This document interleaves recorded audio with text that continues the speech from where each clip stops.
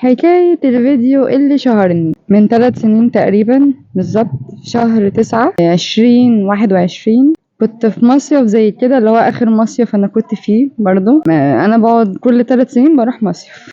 المهم كان ساعتها ما كانش معايا ستاند ولا رينج لايت ولا أي حاجة، ما كانش معايا غير اللي هو الموبايل قديم كده شوية، معيش غيره. المهم المصيف قلب بخناق، ابويا وامي اتخانقوا، اخواتي مخنوقين، كل واحد في اوضته ومنعزل عن الدنيا. كان مصيف غم يعني. فانا زهقانه، فاقوم اعمل ايه؟ انا اصلا كان عندي فكره فيديو هي في دماغي من قبل ما ادخل المجال اصلا. يعني انا من قبل ما ادخل مجال السوشيال ميديا وانا نفسي اعمل فيديو معين كده، ان انا امثله كده في دماغي يعني. فقلت يلا نجرب نعمله ازاي يا بنتي؟ مفيش معدات، مفيش رينج لايت، مفيش اي حاجه. فتحت شباك الاوضه، جبت كذا مرتبة أو كذا مخدة سوري، حطيتهم فوق بعض وسندت الموبايل عليهم واشتغلت بقى وربنا كرمني. قعدت أعمل مشهد. قعدت في ربع الفيديو اللي هو كان الجزء الأول منه حوالي 3 ساعات.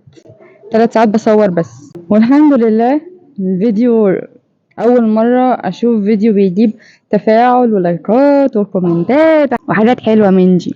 فقلت طب لما نعمل الجزء التاني. بس انا في مشكلة، انا كنت روحت، انا منزله الفيديو بعد ما عملته مثلا باسبوع 2 حاجة كده.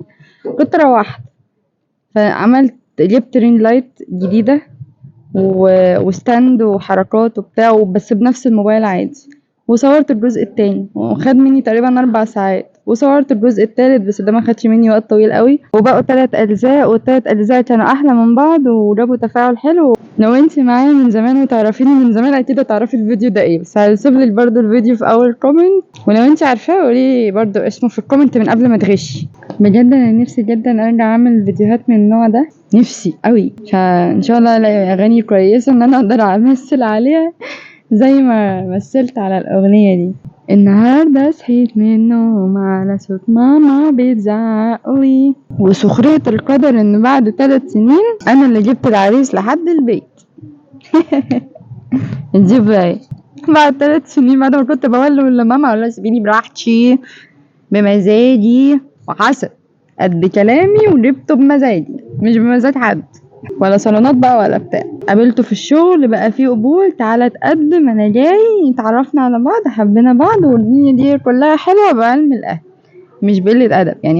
يعني ولا صالونات تقليدي قرف، ولا هو قلة أدب وسفالة وصحوبية والكلام الفاضي اللي احنا فيه ده، مفيش الكلام ده.